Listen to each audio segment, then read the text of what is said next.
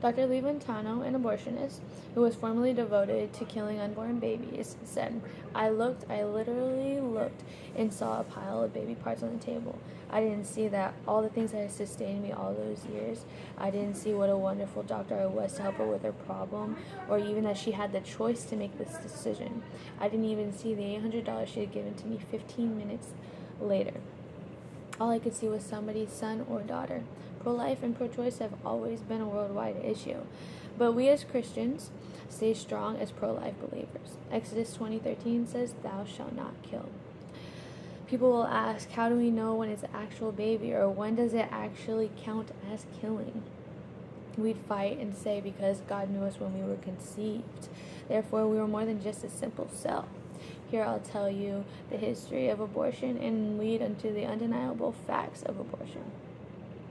Abortion was legalized in the mid-1880s, even though it had been done previous years to that. It was a risky practice because back then hospitals weren't as common. The health risks were much higher as well, but no one really cared. As you can see, technology, medical instruments, and overall conveniences are much more advanced. The consent of a parent is asked from the children when you need to get a piercing, or is asked when you need to get a tattoo. There's an age requirement for alcohol or tobacco, but so conveniently there's no age requirement nor parents' consent when it comes to getting an abortion, making it so much easier for an underage teenager to get an abortion and not tell her parents. If anything, the emotional trauma on the mother is substantial. Out of all post-abortion patients, almost 8 weeks into the abortion, 44% had nervous disorders, 36% had sleep disturbances, 31% regretted the decision, 11% had to take prescribed medication, and 81% of the women who had aborted their children had to have medical health problems. According to the new study published by Britain's Royal College of Psychiatrics. It's not only the mother that goes through trauma, though, it's also the father. Whether he allows himself to feel or not, the male can go through post-abortion as well, such as depression, feeling of grief or guilt, self-hatred, substance abuse, and so on. In fact, I read a story about a man named Jason Jones. He was in high school when his girlfriend got pregnant, and they had planned to keep the baby.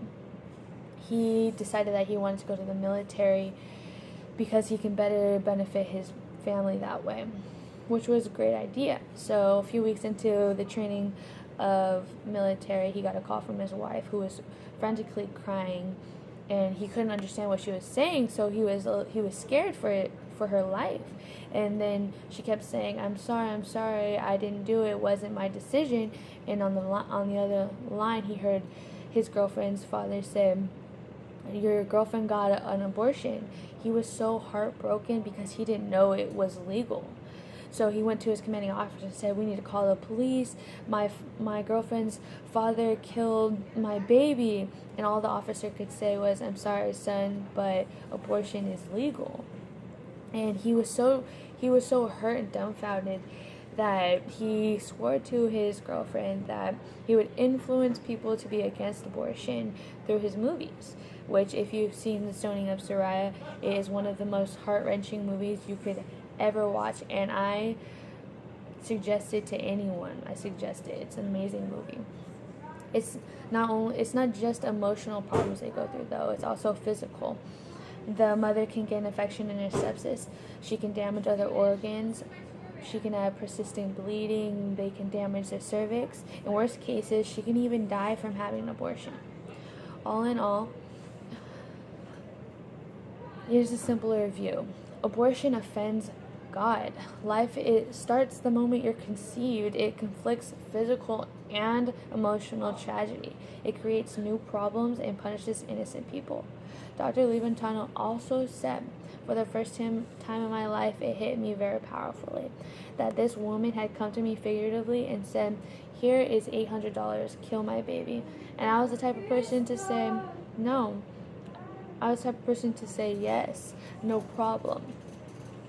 When you finally figure out that killing a baby that big for money is wrong, it doesn't take you too long to figure out that it doesn't matter if the baby is big or small or even, medium. It's all wrong. It's all the same. I can't stress enough to tell you how vital it is to understand the repercussions of abortion. So if you get anything out of what I've said today, remember that life is priceless. If you destroy